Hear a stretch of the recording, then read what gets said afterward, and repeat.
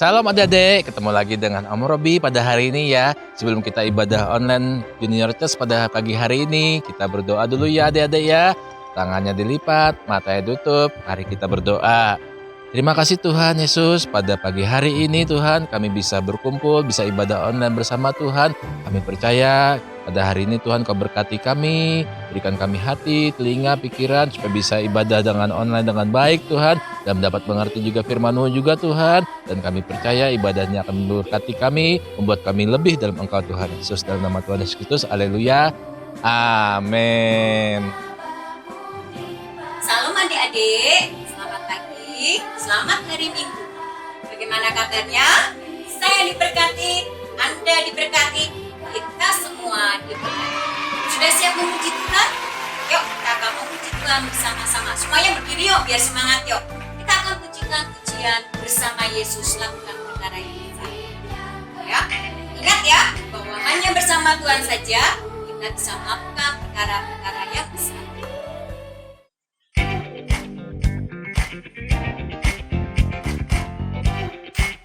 Semangat ya.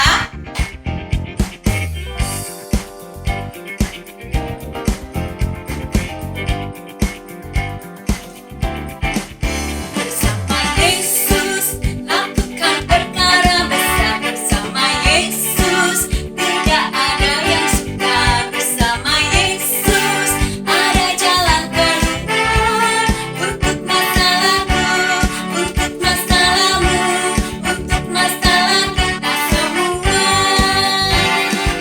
Yesus anak domba Allah, juru selamat umat manusia. Yesus tabib yang ajaib, Dia menyembuhkan, Dia membenarkan, Dia menguduskan, Dia Raja segala raja. Yuk sekali lagi, bersama Yesus lakukan perkara besar, bersama Yesus tidak ada yang sukar, bersama Yesus ada jalan keluar untuk masalahmu, untuk masalahmu, untuk masalah kita semua. Yesus anak domba Allah, juru selamat umat manusia. Yesus tabib yang ajaib, Dia menyembuhkan, Dia membenarkan, Dia menguduskan, Dia Raja segala raja. Yesus anak domba Allah, juru selamat umat manusia.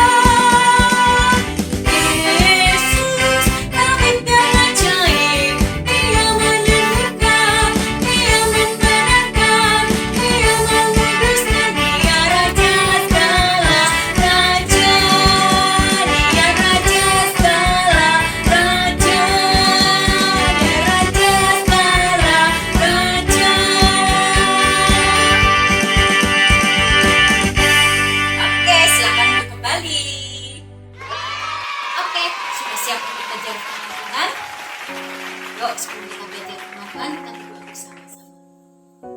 Bapa kami yang di surga, kami bersyukur untuk kasih dan kebaikan-Mu. Saat ini Tuhan, kami akan mendengarkan firman Tuhan. Tuhan menolong kami boleh mengerti apa yang menjadi rencana Tuhan, maksud Tuhan dalam kehidupan kami. Beri kami hati seorang murid Tuhan, sehingga setiap firman yang boleh kami dengar, boleh menolong kami, membentuk kami menjadi anak-anak yang mengasihi Tuhan lebih dan lebih lagi. Terima kasih Tuhan untuk segala kasih dan kebaikan-Mu. Kami menyerahkan pemberitaan firman pada pagi hari ini hanya di dalam kasih dan kuasa-Mu saja. Di dalam nama Tuhan kami Yesus Kristus, kami ucap syukur dan berdoa. Haleluya. Amin. Nah, firman Tuhan pada pagi hari ini diambil dari 1 Raja-Raja pasal 19 ayat 19 sampai dengan ayat yang ke-21. Nah, kita minta tolong Satyo untuk membacakannya. Yang keras ya, Satyo. Elisa terpanggil, ayat 19. Setelah Elia pergi dari sana, ia bertemu dengan Elisa bin Safat yang sedang membajak dengan 12 pasang lembu. Sedang ia sendiri mengemudikan yang ke-12. Ketika Elia lalu dari dekatnya, ia melemparkan jubahnya kepadanya. Ayat 20. Lalu Elisa meninggalkan lembu itu dan berlari mengikuti Elia. Katanya, biarkanlah aku mencium ayahku dan ibuku dahulu, lalu aku akan mengikuti engkau. Jawabnya kepadanya, baiklah, pulang dahulu, dan ingatlah apa yang telah kuperbuat kepadamu. Ayat 21. Lalu perbaliklah ia daripada Elia, ia mengambil pasangan lembu itu, menyembelihnya, dan memasak dagingnya dengan bajak lembu itu dengan kayu api. Ia memberikan daging itu kepada orang-orangnya, kemudian makanlah mereka. Sesudah itu bersiaplah ia, lalu mengikuti Elia dan menjadi pelayannya. Oke, terima kasih Satrio.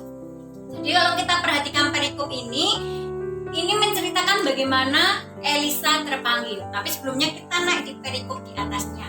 Di sana dikatakan ada sebuah perikop yang berjudul Allah menyatakan diri di Gunung Horeb.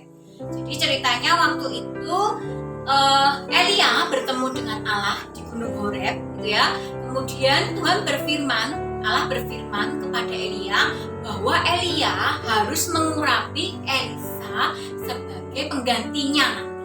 Ya, jadi Elia dipesan oleh Tuhan, nanti kalau ketemu Elisa kamu harus mengurapi Elisa menjadi seorang nabi. Dia akan menggantikan Elia. Nah, kemudian Elia melanjutkan perjalanannya. Tiba-tiba Elia bertemu dengan Elisa. Kemudian tepat seperti yang difirmankan oleh Tuhan, kemudian Elia melemparkan jubahnya kepada Elisa. Waktu itu Elisa sedang membajak tanahnya. Nanti ya membajak ya, gitu ya. Kalau di sini pakainya kerbau, gitu ya. Tapi waktu itu Elia menggunakan lembu. Dia memakai 12 pasang lembu. 12 pasang lembu berarti 24 ekor. Banyak ya. Itu artinya tanah yang dimiliki Elisa itu sangat luas, gitu ya. Tapi ketika Elisa mendapati jubah dari Elia, apa yang dilakukannya? Ya, jadi kan tadi Elia melemparkan jubahnya kepada Elisa. Elisa paham bahwa ketika seseorang diberi jubah kenabian, artinya Tuhan mau memakai orang tersebut menjadi seorang nabi. Elisa paham itu.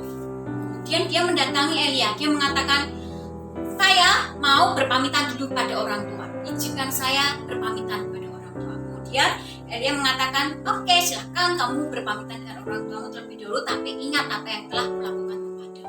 Ya.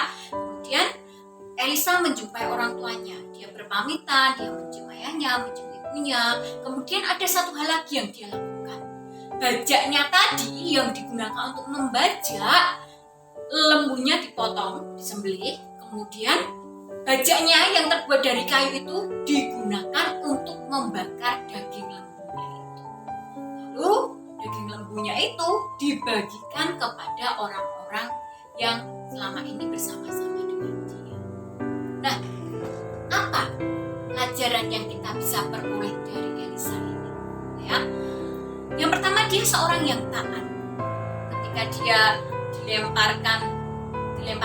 dilempari jubah kenabian oleh Elia, dia mengikuti.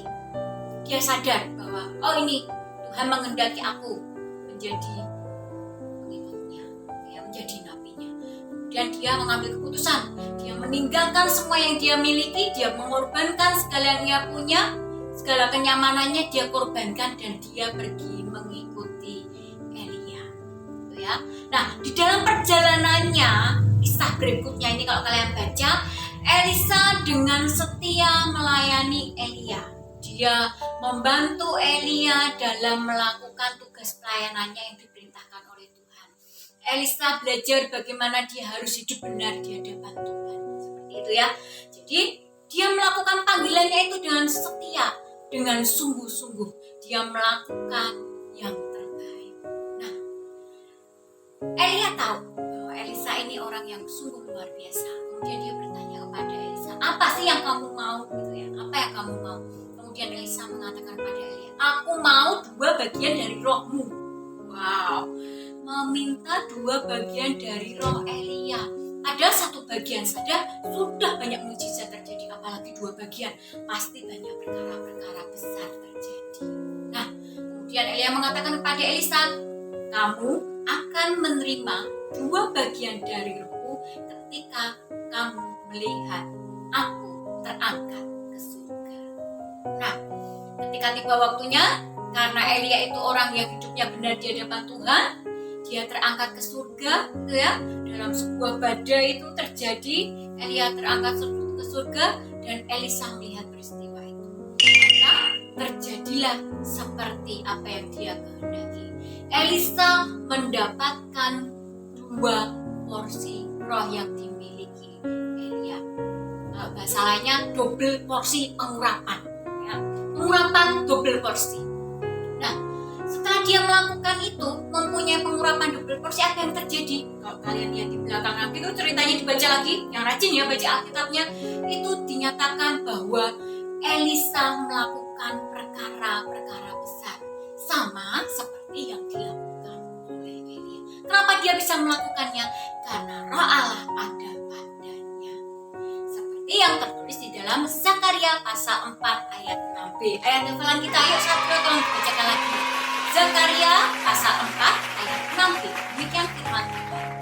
Bukan dengan keperkasaan dan bukan dengan kekuatan, melainkan dengan rohku, firman Tuhan semesta alam. Lagunya loh itu. Bukan kuat, bukan gagah, tapi rohku kata Tuhan. Bukan kuat, bukan gagah, tapi rohku kata Tuhan. Gunung ini dipindahkan, gunung ini disingkirkan, gunung tinggi diratakan oleh rohku kata Tuhan. Jadi ketika ada roh Allah yang menyertai kita, maka kita akan melakukan perkara-perkara yang besar. Gunung bisa dipindahkan, gunung bisa disingkirkan, gunung yang tinggi bisa diratakan. Tidak ada perkara yang mustahil ketika roh Allah menyertai kita. Jadi kalau mau seperti Elisa mendapatkan pengurapan double porsi, apa yang harus dilakukan? Yang pertama, taat. Ketika Allah memanggil untuk melayaninya, pergi, taat, lakukan. Kemudian yang kedua, Elisa rela berkorban. Dia mengorbankan apa yang dia punya untuk melayani Tuhan. Ya, mungkin kalian akan mengorbankan waktu kalian bermain game untuk melayani Tuhan. Sekarang ini apa ya melayani Tuhan? Berdoa bagi bangsa. Lakukan itu. Semua bisa berdoa kan? Ya, waktunya nonton TV dikurangi, waktunya main game ini dikurangi. Berdoalah bagi gerejamu, bagi bangsamu, supaya pemulihan boleh terjadi. Oke? Kemudian yang ketiga, ketika kamu melakukan panggilan pelayanan itu, lakukan dengan setia. Jangan sampai hari ini berdoa, besok udah berdoa. Besoknya lagi berdoa, besoknya lagi tidak berdoa. Jangan seperti itu. Lakukan dengan setia. Berdoa sampai mujizat boleh terjadi. Ya, ingat, ketika roh Allah menyertai kita bisa melakukan perkara-perkara yang besar. Oke, itu saja firman Tuhan hari ini. Kita sudah belajar dari Elisa, dan Tante Lita berharap kalian boleh menjadi Elisa masa kini yang boleh memberkati banyak orang, membawa perubahan dan terjadi berkat. Ayo kita berdoa bersama-sama. Terima kasih Tuhan untuk firman-Mu pada pagi hari ini. Hamba-Mu sudah selesai berbicara, kiranya Engkau sendiri Tuhan yang memberkati anak-anak-Mu, roh Tuhan yang akan bekerja dalam hati mereka, mengingatkan mereka untuk mereka boleh terus seperti Elisa, menjadi seorang anak yang taat, seorang anak yang rela berkorban, dan seorang anak yang setia dalam panggilan pelayanannya. Dan memberkati anak-anak-Mu yang sudah setia mendengarkan firman Tuhan, segala berkat yang terbaik turun atas mereka. Apapun yang dilakukan dengan terbuat dalam mereka, Tuhan membuatnya berhasil. Tuhan memberkati masa depan mereka, Tuhan akan menjadikan mereka kepala dan bukan ekor, dan Tuhan akan membawa mereka terus naik dan tidak pernah turun, dan sampai kesudahannya nanti mereka akan tetap setia melayani Tuhan. Terima kasih Tuhan, terima kasih. Dan menyerahkan kehidupan kami selanjutnya hanya ke dalam tangan kasih kuasa Tuhan kami Yesus Kristus. Semua yang percaya katakan amin. Terima kasih. kasih.